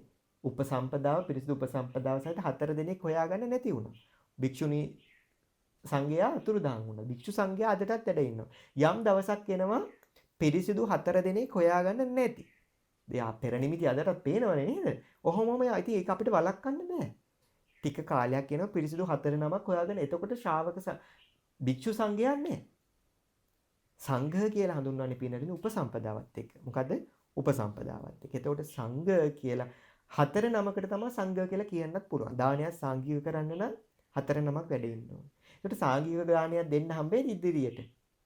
දැන් ඔබ හරි පින්දහම් කරලා කොහොම හරි ඔන්න එක්ක මනුස්ස ලෝකෙට හරි අපායට යන්න නැතුව බේලා දිව්‍ය ලෝකෙට හරි පැනගත්තා. පින ඉවර වුණාට පස්සේ මොකද වෙන්නේ? අපි හිතමුකෝ ආයේ මනුස්ස ලෝකෙට එන්න උනා කියලා. ශ්‍රාවක සංඝයා නැති කාලයක්. දැන් අර වේලාම බ්‍රාහ්මණයාට වෙච්ච වැඩේ නෙමෙයිද වෙන්නේ? කොච්චර ධනෙ තිබ්බත් දන් දෙන්න අවස්ථාවක් ලැබෙයිද? වැඩි ඕනේ නැහැ. හිතලා බලන්න ඔබ. ඔය නිකන් අප්‍රිකාව වගේ මොනවා හරි රටක ඉපදුනා අරාබිකරේ වගේ ඉපදුනා. ශ්‍රාවක සංඝයා වැඩ ඉන්නවද? ධනවත්ම කෙනාට උනත් දන් දෙන්න හම්බෙයිද? අනික එයා මෙහෙම දන් දුනොත් මෙහෙම ලැබෙනවා කියලා දන්නවද? ඔබට පේනවද මේක කොච්චර දුර්ලභ අවස්ථාවක්ද කියලා? ඉතින් ඕක අපිට හැමදාම ලැබෙයිද? නෑ. ශ්‍රාවක සංඝයා මේ යම් මොහොතක අහිමි වෙනවද? භික්ෂූත්වයේ ගිලිහෙනවද? එතන ඉඳලා සංඝයා නැහැ. දැන් අද ඉන්නේ දසසිල් මාතාවුනේ නේද? මෙහෙණින් වහන්සේලා. දස සීලයක් රකින්නේ. එතකොට එතනින් එහාට ඔබ අහලා ඇති කෝටියක් සංවර සීලය කියනවා නේද? එච්චරකට උපසම්පදා අපිට ප්‍රධානව රකින්න ශික්ෂාපද 227ක් ඔබ දන්නවා නේ පහක් රැක ගන්න කොච්චර අමාරුද කියලා නේ. ඒතර බලන්න එන්නේ එහෙම පිදිය යුතු පිරිසකට නෙමෙයිද ඔබ දන් දෙන්නේ. අන්න ඒකයි වේලම් බ්‍රාහ්මණයගෙන ඒ කාලේ කවුරුත් හිටියේ නෑ මේ පොළොව තලේ මං එච්චර දන් දීලා මේක පිළිගන්න. පැහැදිලිද මං කියන කාරණාව? ඒ දක්ෂිනාව පිරිසිදු කරගන්න බැරි වුණා කියලා කියනවා. ග්‍රහපතිය වේලාම බ්‍රාහ්මණයා මහා දාන නම් වූ යම් දානයක් දුන්නේද යමෙක් එක් සෝතාපන්න කෙලෙක් වළඳ වයිනම්. ඒ කියන්නේ අච්චර දන් දුන්නටත් වඩා එක සෝතාපන්න කෙනෙකුට දානයක් දෙනවා නම් ඒ වේලාම බ්‍රාහ්මණයා දීපු දාණයට වැඩිය මහත්ඵලයි මහානිසංසයි. එක සෝතාපන්න ශ්‍රාවකයෙකුට. තව කියනවා ග්‍රහපතිය ඒ මහා වේලාම බ්‍රාහ්මණයා දුන් දාණයටත් වඩා ඊළඟට සෝතාපන්න 100 දෙනෙක් වළඳනවාටත් වඩා එක සකදාගාමී උත්තමයෙකුට දානයක් දෙනවා නම් ඒක මහත්ඵලයි මහානිසංසයි. ඊළඟට කියනවා වේලාම බ්‍රාහ්මණයා දීපු දාණයටත් වඩා දැන් මතකයිනේ 84000 ගණන් දුන්නේ වනේ ඔබ දීලා තියෙනද කවුරු හරි එහෙම. ඒකටත් වඩා සෝතාපන්න ශ්‍රාවකයෝ 100කට දාන දෙනවටත් වඩා සකදාගාමී ශ්‍රාවකයෝ 100කට දානයක් දෙනවටත් වඩා එක අනාගාමී උත්තමයෙකුට දෙන දාණය මහත්ඵලයි මහානිසංසයි. වේලාම බ්‍රාහ්මණයා දීපු දාණයටත් වඩා සෝතාපන්න ශ්‍රාවකයෝ 100කට දෙන දාණයටත් වඩා සකදාගාමී ශ්‍රාවකයෝ 100කටත් වැඩිය දෙන දානයකට වඩා අනාගාමී ශ්‍රාවකයෝ 100කට දෙන දානයකටත් වඩා එක රහත් උත්තමයෙකුට දෙන දානය මහත්ඵලයි මහානිසංසයි. ඒ වගේම රහතන් වහන්සේලා 100 දෙනෙකුට දෙන දානයකට වඩා එක පසේ බුදුරජාණන් වහන්සේ නමකට දෙන දානය මහත්ඵලයි මහානිසංසයි. පසේ බුදුරජාණන් වහන්සේලා 100 දෙනෙකුට දෙන දානයකට වඩා යමෙක් තථාගත අරහත් වූ සම්මා සම්බුදුරජාණන් වහන්සේට දානයක් දෙනවද ඒක මහත්ඵලයි මහානිසංසයි. එහෙනම් එතකොට වාග්යතුන් වහන්සේ පිරිනුවන් පෑවත් යම් කිසි කෙනෙකුට පුළුවන් නම් තමන්ගේ අත් දෙකෙන් බුද්ධ පූජාවක් පූජා කරන්න ධාතුන් වහන්සේ නමකට හරි පිරිනව වහන්සේ නමකට හරි බෝධියකට හරි චිත්ත ප්‍රසාදයට හේතු වෙන්නේ නැද්ද? පේනව නේද? එහෙනම් මේවට අපි ගරහනවා කියන ලොකු පවක් කියලා ඔබට තේරෙනවද? ඒ කෙනාගේ හිතේ ප්‍රසාදය කොච්චර බලවත්ද කියලා අපි දන්නේ නැහනේ. ඒ කෙනා කොච්චර සතුටින් මේ පින්කම කරන්නේ කියලා. එහෙනම් ඒවට ගරහනවා කියන්නේ ඇත්තටම අසත්පුරුෂයි. එයා පිනගෙන දන්නේ නැහැ. මේ දේශනා දන්නේ නැහැ. ඊළඟට ඔන්න බලන්න මෙන්න මේක ඔන්න දැන් කිව්වනේ මොකද්ද? අර ඔක්කොටමත් වැඩිය පසේ බුදුරජාණන් වහන්සේලා 100 නමකට දෙන දාණයට වඩා තථාගත අරහත් සම්මා සම්බුදුරජාණන් වහන්සේ නමකට දෙන දාණය මහත්ඵලයි මහානිසංසයි. ඔන්න මේක කියන්නේ බුදුරජාණන් වහන්සේමයි. ඒක මං කියන එකක් නෙවෙයි. යමෙක් බුදුරජාණන් වහන්සේ ප්‍රමුඛ භික්ෂු සංඝයාට යම් දානයක් දෙනවද ඒක අර තථාගත අරහත් සම්මා සම්බුදුරජාණන් වහන්සේලා 100 නමකට දෙන දානයකට වඩා මහත්ඵලයි මහානිසංසයි. කොහොමද එහෙම වුනේ නේ? කියන්නේ අපි බුදුරජාණන් වහන්සේ තමයි ශ්‍රේෂ්ඨ පරමොත වාග්යතුන් වහන්සේමයි කියන්නේ. මට පෞද්ගලිකව දෙනවටත් වැඩිය බුද්ධ ප්‍රමුඛ මහා දැන් අද ඔබ දානය සාංගික කරන්නේ ඔන්න ඔය හේතුව මත. දානය සාංගික කරන්නේ ඇයි ඒක බුද්ධ ආඥාව බුදුරජාණන් වහන්සේ පනවපු විදිහ. පෞද්ගලිකව නෙවෙයි දෙන්න ඕනේ. ඒකයි අපි ඔබට දැන් දානි ගෙනවා අපි ඉමම් බික්කු සංගස්ස දේම කියලා අපි වාක්‍ය කියන්නේ මේක ඔබේ සිතවිල්ල ඇති කරන්න. මේක දෙන්නේ දැන් ඉඳන් ඔබ මට පිරිකරක් දෙනවා. නැත්නම් කවුරු සෝනනමකට පිරිකරක් දෙනවා දානයක් දෙනවා. දවස් කීපයකින් බලනකොට අර සෝනන සිවුරු ඇරලා. මොකද වෙන්නේ? අයියෝ අපරාධි දුන්නේ කියලා හිතෙන්නේ නැද්ද? හැබැයි දුන්නේ ශ්‍රාවක මහා සංඝරත්නයේ බුද්ධ ප්‍රමුඛ මහා සංඝරත්නයට නම් සාරිපුත්ත මොග්ගල්ලා ආනාදී උත්තම නිකලස් මහරහතන් වහන්සේලා සිහිපත් කරලා ඒ උන්වහන්සේලාගේ පරපුරට මම මේ දන් දෙන්න කියලා හිතුවනම් එක්කෙනෙක් නෙවෙයි 100ක්ම සිවුරු වැරියත් එකට ප්‍රශ්නයක් වෙයිද? නෑ. Taman දන් දුන්නේ ආර්ය උත්තමව සිහි කරලා. එහෙනම් අපේ චේතනාවේ ප්‍රබලව බලපානවනේ. එහෙනම් ඔබ දන් දෙනකොට සිහි කරන්න ඕනේ මම මේ පෞද්ගලිකව මේ ස්වාමීන් වහන්සේ නෙවෙයි දෙන්නේ. කාටද? ආර්ය මහ ඒකයි අපි වචනෙන්ම කියන්නේ. අතීතයේ වැඩ සිටි සාරිපුත්ත මොග්ගල්ලානි උත්තම මහරහතන් වහන්සේලාගෙන් පැවතෙන වර්තමානයේ වැඩ සිටින අනාගතයේ පහළවන්නා වූ මේ මහා සංඝරත්නයේ විශේෂ කරගෙන මේ දාණය සංඝ සතු කොට පූජා කරමින් පූජා වේවා කියලා අපි වාක්‍යයෙන් කියන්නේ ඔන්න ඕක නිසාමයි. ඊළඟට භාග්‍යතුන් වහන්සේ දේශනා කරනවා අන්න එහෙම බුද්ධ ප්‍රමුඛ මහා සංඝරත්නයට දන් දෙනවටත් වඩා යම් කිසි කෙනෙක් සිව් දිශාවෙමනේ හතර දිශාවෙන් වඩින සංඝයා උදෙසා විහාරයක් කරවයිද අන්න ඒක මහත්ඵලයි මහානිස. දැන් අනේ පිරිසුතුමා ඒක කරගත්තානේ. විහාරයක් කරපු විශාකාව ඒක කරගත්තානේ. ඊළඟට ඒක මහත්ඵලයි මහානිසංසයි කියනවා හැම එකටම වැඩිය. ඒ වගේම යමෙක් පැහැදුණු සිතින් යුතුව බුදුරජාණන් වහන්සේද ධර්මයේද සංඝයාද සරණයයිද අන්න සරණේ වැදගත්කම. පැහැදිලිද? ඒක අර හැම එකටම වැඩිය මහත්ඵලයි මහානිසංසයි කියනවා. දැන් ඒ කාලේ හිටියා පින්නතුනේ කුෂ්ඨ රෝගියෙක්. මෙයාගේ නම සුප්‍රබුද්ධ. සුප්‍රබුද්ධ කුෂ්ඨ රෝගියා කුෂ්ඨයක් කියන්නේ හොඳ වෙන එකක් නෙවෙයි. ඉතින් මෙයා කුෂ්ඨ කහ කහ හිඟමනේ යනවා. මෙයාට යන තැන් වලින් මෙයාව එලවනවා. කණ්ඩ බොන්නත් නේ වතුර ටිකක්වත් නැහැ. මෙයා දකිනවා මිනිස්සු ටිකක් එකතු වෙලා වට වෙලා ඉන්නවා. මෙයා හිතනවා කෑම බෙදෙන දන්සලක් වෙන්නද කියලා මෙයා යනවා. බලනකොට බුදුරජාණන් වහන්සේ මොකද ධර්මයේ දේශනා කරනවා. මෙයා බැලුවා මේ මිනිස්සු කිසි කලබලයක් නැහැ. හරිම සංසුන්ව මිනිස්සු බණ අහනවා. මොකද දන්නේ මෙයා කියන්නේ කියලා. මෙයා හිතුවා කන්න නම් කොයි විලි හැරි බැරියේ හම්බෙන දෙයක්. මම පොඩ්ඩක් මේ මොනවද කියන්න ඕනි කියලා පැත්තකින් මුල්ලේ හිටියා. මෙයා අහන් හිටියා. දේශනා විවරණයකට සුපබුද්ධ කුෂ්ඨ රෝගියා සෝතාපන්න වෙනවා. දැන් අර එයාට දන් දෙන්න දෙයක් තිබ්බද? එයාටවත් කන්න නැහැ. හැබැයි අර හැම එකටම වැඩිය මහත්ඵල මහානිසංස උදේයා කරගත්තද නැද්ද? අන්න ශ්‍රාවකත්වයේ පිහිටියා. සෝතාපන්න වෙනවා කියන්නේ ශ්‍රාවකත්වයේ පිහිටනවා. ආර්ය සෝතාපන්න. සෝත කියන්නේ සැඩපහරට. ආපන්න පැමිණියා. සැඩපහ සෝතාපන්න කියන්නේ සැඩපහරට පැමිණිය. කියන්නේ සැඩපහරට බැසගත. ඒ කියන්නේ ධර්ම සෝතය කියලා කියන්නේ දහම් සෝතය කියන්නේ නිවන දිශාවට යන්නේ මේ වතුර පාර. හිතන්නකෝ අපි ඇලකට බහින ඇල කොහෙටද යන්නේ? කොහෙට හරි කියන්නේ පල්ලෙහාට ගිහිල්ලා හරි වතුර මුහුදටනේ අන්තිමට එකතු වෙන්නේ. ඒ වගේ මේ ධර්මයේ නිවීම පැත්තට යන දහම් සැඩපාරට බැසගත්තා. සෝත ආපන්න. පැහැදිලිද? අන්න ශ්‍රාවකත්වයේ පිහිටියා යා. තිසරණේ පිහිටියා. තෙරුවන් කෙරෙහි අචල ප්‍රසාදයට පත් වුණා. ඊට පස්සේ කියනවා යමෙක් තෙරුවන් සරණ යනවද එනේ පැහැදුණු සිතින් යුතුව සතුන් මැරීමෙන් වළකිනවද? සොරකම් කිරීමෙන් වළකිනවද? වැරදි කාම සේවනය කිරීමෙන් වළකිනවද? බොරු කීමෙන් වළකිනවද? මත්පැන් මත්ද්‍රව්‍ය භාවිතා කිරීමෙන් වැළකීලා සමාදන් වූ ශික්ෂා පරිදි විහිමියෙන් රකින්නවද? ඒ සියල්ල අර දීපු මහා දන් ඔක්කොටම වැඩිය මහත්ඵලයි මහානිසංසයි වටිනවා කියලා සඳහන් කරනවා. අනේ ඊළඟ කාරණා. දැන් මෙහෙම හිතෙන්න පුළුවන් නේ. එහෙනම් ඔය මුකුත් ඕනේ නැහැ. දන් දෙන්න ඕනේ නැහැ. සිල් රැකගන්න. හරි. එහෙම එකක් කරලා ජීවත් වෙන්න ඉතින් ඔබ දැන් එක ආදායම් මාර්ගයක් කියලා නිකන් ඉන්නවද? සල්ලි වැඩිපුර හම්බුනොත් එපා කියනවද? හම්බ කරනවනේ තවත් හොයනවනේ මේ වගේ තමයි. එහෙමයි කියලා දැන් එහෙනම් දැන් සුදත්ත සෝතාපන්න සුදත්තට දන් දෙන්න අවශ්‍යතාවයක් නැහැ නේ. සුදත්ත වැරදි කරනවද අපාය යන? විශාක වැරදි කරනවද අවුරුදු 7 සෝතාපන්න වුණාට පස්සේ අපාය යන?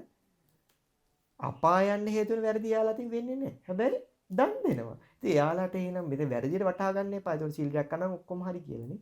දානය කියන එක චිත්ත අලංකාරය පිණිස. එයාගේ හිත සතුටු වෙනවා. ධානය වැඩෙනවා. බොජ්ජංග වැඩෙනවා මේ දානය තුල. හරිද? ඊළඟට කියනවා මේ ඔක්කොටමත් වැඩේ යමේ කඩු ගණනේ මලක් සුවඳ ඉබින මොහොතක් මෛත්‍රී චේතෝ විමුක්ති නැත්නම් මෛත්‍රී චිත්තයක් වඩනවද? මෙත්සිත වඩනවද? සියලු සත්‍යයන් කෙරෙහි ඒක මහත්ඵලයි මහානිසංසයි. මලක් සුවඳ විඳින්න වැඩි කාලයක් යනවද? නෑනේ.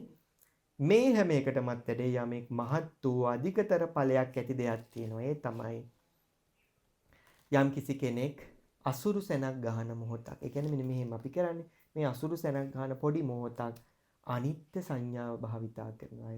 අනිත්‍ය වඩනවාද මේ සියලු සංස්කාරයන්ගේ යථා ස්වභාවය මෙනෙහි කරලා අනිත්‍ය ධර්මතාවය මෙනෙහි කරනවාද ඒ හැම එකකටම වැඩිය මහත්ඵලයි මා. දැන් දැක්කද කෙනෙකුට දැන් මේ මට්ටමටපත් වෙන්න හිත වැඩෙන්න ඕනේ.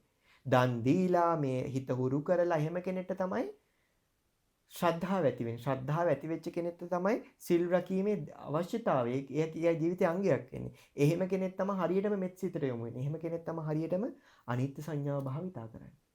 මේක මොකක් කෙලවර එහෙනම් මේ දාණය මොකක් කෙලවර කරලා තියෙන්නේ? නිවීම කෙලවර කරලා. ඉතින් දන් දෙනකොට කෙනෙක් හිතන්නේ මේ නිකන් භෞතික දෙයක් දෙනවා කියලා. නමුත් ඔබට පේනවාද මේහා ගොඩනැගුණු අපිට හිතා ගන්න බැරි නිවනම ફોકસ කරපු නැත්තම් නිවීමම නැත්තම් මේ සසර දුක කෙලවර කරපු ප්‍රතිපදාවක් තියෙන කියලා ඔබට පැහැදිලිද? එහෙනම් මේ ඔබ සම්බෝලයි බතුයි ලුණුයි බතුයි දුන්නත් පොඩි දෙයක් දුන්නත් තෙල් වතුර උගුරක් කාට හරි දුන්නත් ඒක ඔබ අවබෝධයෙන් කරනවා නම් බුදුරජාණන් වහන්සේ දේශනා කරපු විදිහට කරනවා නම් ඒක තමන්ගේ ජීවිතවලට කොච්චර යහපත පිණිස සැපත පිණිස හේතු වෙනවද කියලා පැහැදිලිද? ඒක මෙලොවට විතරක්ද? පරලොවට විතරක්ද? නෑ ඒක හේතු වෙනවා සංසාරි පුරාවටම තමන්ගේ මේ සසර දුකින් නිදහස් වෙන තා. හිතලා බලන්න පිළිදි කොයි මිනිසයාටද මැරිලා කලුරිය කරලා අවුරුදු 2000 ගාණක් ගියාට පස්සෙත් ඔහොම පූජා පවත්වන්නේ. ඒ මොකද? භාග්‍යතුන් වහන්සේ පිරිනුවන් පාලත් අදටත් මිනිස්සු දන් දෙනවනේ භාග්‍යතුන් වහන්සේ කියන මේ මහා විහෙර විහාරෙදි කරනවා. සෑවල් ඉදි කරන ඇයි මේ? දානීය ආනිසංස පිරිනුවන් පාලත් ඉවරයි. තවත් දන් දීපු වගේ ආනිසංස ලැබෙනවා. පැහැදිලිද? කියන්නේ කාටවත් ඒක වළක්වන්න බෑ. දානියට තමන් කරගත්ත කර්ම වළක්වන්න කාටවත් බෑ. ඒකට බලන්න ඒ දැන් දවුරු 2000 ගාණක් ගිහලා මිනිස්සු සතුටින්මනේ දැන් කවුරුත් බලෙන් දන් දෙන්නේ නැහනේ නේ. බුදුරජාණන් වහන්සේට කවුරුත් බලෙන් දන් දුන්නේ නැහැ. කඩා වඩාගෙන එන බුදුරජාණන් වහන්සේට දන් දෙන්නේ නැහනේ. කැමැත්තෙන් කරන්නේ. ඒතකොට බුදුරජාණන් වහන්සේට මෙච්චර අවුරුදු 2500 ගාණක් ගිහිලා පිරිනවන් පාල අදටත් මෙහෙම ලැබෙනවා කියන්නේ කොයිතරම් දානයක් දීලාද නේද පින්නතුනි? එතකොට එහෙනම් ඒ දානයේ ආනිසංස අදටත් ලැබෙනවා අපේ භාග්‍යතුන් වහන්සේට. එහෙනම් අපි ශ්‍රාවකයෝ විදිහට මේ දානය කියන එක කොච්චර වැදගත් දෙයක්ද අපේ ජීවිතවලට කියන කාරණා අපි හොඳින් තේරුම් ගන්නට ඕනේ පින්නතුනි. එතකොට ඔබට හැකියාව ලැබෙනවා තමන්ගේ ජීවිතේට මේ දානය කියන කාරණාව පුරුදු කරලා ඒ තුලින් චිත්ත ප්‍රසාදය ඇති කරගෙන තමන්ගේ ජීවිතයේ අඩුපාඩු නැති කරගෙන යම් අඩුපාඩුවක් සංසාරේ සිද්ධ වෙලා තියෙනවා නම් යම් දෝෂයක් තියෙනවා නම් ආයුෂ අඩුයි නම් ලෙඩ රෝග වැඩි නම් කොයි වෙලෙත් ලෙඩ නම් ඊළඟට ශරීර පැහැ අඩුයි නම් භෝග සම්පත් අඩුයි නම් ඊළඟට දුකින්ම නම් ඉන්නේ මොකද්ද කරන්න ඕනේ? අඬ අඬා ඉන්න එකද? ඉරිසියාකම් කර කර ඉන්න එකද? අයියෝ මට නෑ අරයලට තියෙන හූල්ලන එකද? එහෙනම් මොකද කරන්න ඕනේ? තියෙන දේ අපි පුළුවන් විදිහට මම මේ කියන්නේ කන්න බොන්න තියෙන හැම එකම දෙන්න කියලා නෙමෙයි. ඉඩ ලැබෙන හැම අවස්ථාවකම අපි දන් දෙන්න පුරුදු වෙනවා. ඒක අපිට ආයේ මේ ලබා ගන්න චේතනාවෙන් දෙන්න එපා. ඔබ දෙනකොට හිතන අහිංසක සමහර අහිංසක බලාපොරොත්තු තියෙනවනේ. ඔබ මේ විදිහේ අහිංසක බලාපොරොත්තුවක් ඇති කරගන්න. මේ දෙන දාණය මට සංසාර දුකින් නිදහස් වෙන්නම හේතු වෙන්න ඕනේ කියලා. තවත් මේ දුක් විඳ මට මේ සංසාරේ යන්න නොලැබේවා. මේ දෙන දාණයෙන් මට ඉක්මනින්ම මේ සසර දුක කෙලවර කරලා ඒ ධර්ම අවබෝධය ලබන්නම මේ දුක අත්හරින්න. දාණය කියන්නේ අත්හරීම නෙමෙයි දුක අත්හරින්න. දැන් බලන්න අපි සමහරලාට දුකයි කියලා දන්නවා ජීවිතේ. ඒත් අපිට අත්හැර ගන්න බෑනේ සමහර කාරණා. අපි මේ කරුණ නිසාම සමහරට තමන්ගේ දරුවා වෙන්න පුළුවන්, තමන්ගේ ස්වාමියා වෙන්න පුළුවන්, තමන් අල්ලන් ඉන්න රැකියාව වෙන්න පුළුවන්, තමන්ගේ යාන වාහන වෙන්න පුළුවන් දුකයි කියලා දන්නවා. දැන් අපිට අත්හැර ගන්න සමහර ප්‍රශ්නයක් වෙන්න පුළුවන්, තමන්ගේ හිතුවිල්ලක් වෙන්න පුළුවන්, මනස්ගාතයක් වෙන්න පුළුවන්. අත්හැර ගන්න බෑ. තරහවක් විතරම අත්හැර ගන්න බෑ. දන්නවා මේක වැරදි. සමහර පුරුද්දක් වෙන්න පුළුවන්. තමන් දන්නවා මේ කරන්නේ පවක්. මගේ අතින් මේ සිල්පදයක් හැදෙනවා. හැබැයි අත්හැර ගන්න ලේසි නෑ. නේද? විශේෂ ඔබට අවංකව හිතලා බලන්න පංචිල් පද පහ ඔබට රැක ගන්න කොච්චර අමාරුද කියලා. ඔබට යම් ශික්ෂාපදයක් රැක ගන්න ඕන නම් හිතලා බලන්න. ඇයි මට මේක රකින්න බැරි? දන් දීලා අදිෂ්ඨානයක් ඇති කරගන්න. මේ දන් දෙන ආනිසංසයෙන් මට වෙන මොකොත් එපා සංසාරේ. මට මොකක්ද ඕනේ? දුක සසර දුක නැති කරගන්න මගේ හිතට වද දෙන මේ නරක ගතිගුණ ඇත්තර ගන්න නරක පුරුද්ද ඇති කරගන්න මේක උපකාරී වෙන්න කියලා හදවතින්ම ප්‍රාර්ථනා කරන්නකෝ අනිවාර්යෙන් ඒක වැඩ කරනවා පින්නතුනි. මේ ජීවිතේ නැතත් ඔබට සංසාරේ ඇයි ප්‍රබල චේතනාවක් ඇයි සාමාන්‍ය පිරිසකට නෙවෙයි ඔබ දන් දෙන්නේ සමහර ලාවට.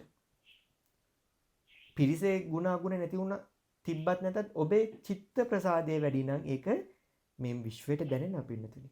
එතකොට ඔබ ඒ යහපත් චේතනාවෙන් කළා අර වගේ අහිංසක චේතනාවක් කරා මගේ මේ දුක ගැලවිලා යන්න මේ දුක දුරු වෙන්න කියලා දන් දෙන්න හුරු වුණොත් ඔබට පීඩාවක් එද හැම වෙලෙම ඔබට කරන්න දෙයක් තියෙනවා. මොකද්ද? වැඩිපුර පින්දහම් කරනවා. වැඩිපුර දන් දෙනවා. වැඩිපුර පුළුවන් තරම් කුසල් දහම් වල එතකොට එන්න ප්‍රශ්න නැති වෙලා යන්නේ. හැබැයි ඒ ප්‍රශ්න වලින් එන පීඩාව අඩු වෙනවා. අයියේ. Tamanට ජීවිතේ කරන්න දෙයක් තියෙනවා. දැන් ඔය සමහර කියන්නේ අපල වලට බෝධි පූජා තියන්න කියනවා. වන්දනාවක්. ඒක කරන්න කියන්නේ අයියේ. හිත විනාශ කරන්න ඔය කියන්නේ. ඒක යම්කිසි සාධාරණ බවක් තියෙනවා. ඒ එහෙම කරන්න කියන්නේ අයියේ පින් යම් අකුසල කර්මයක් බලවත් වුණාමනේ ජීවිතේ ප්‍රශ්න පීඩාය වැඩි වෙන්නේ. ඒකට ඒව තාවකාලිකව යටපත් කරන්න කුසල් දහම් වැඩි කරන්න කියනවා. එතකොට ඔබට පුළුවන් දන් දෙන්න තව තවත් පින් දහම් කරන්න. මෙන්න මේවා තුලින් මෙන්න අපිට හැකියාව ලැබෙනවා අපේ මෙලව ජීවිතය සූපපත් කරගන්න. ඒ වගේම පරලොව ජීවිතය සූපපත් කරගන්න සුගතිගාමී වෙන්න වගේම එය ශ්‍රාවකයේගේ කායන අරමුණ වන නිවීම පිණිස හේතුපකාර කරගන්න. ඉතින් ඔබ සියලු දෙනාට අද මේ දේශනා කරපු වේලාම සූත්‍ර දේශනාව අංගුත්තර නිකායේ පස්වෙනි පොත් වහන්සේගේ නවක නිපාතයේ තියෙන මේ වේලාම සූත්‍රයත් ඔබ උපයෝගී කරගන්නවා නිවී සැනසෙන්නට මේ දාණය උපකාරී කරගන්නවා කියලා අදිෂ්ඨානයක් ඇති කරගන්න. ඔබ සියලු දෙනාට තෙරුවන් සරණයි.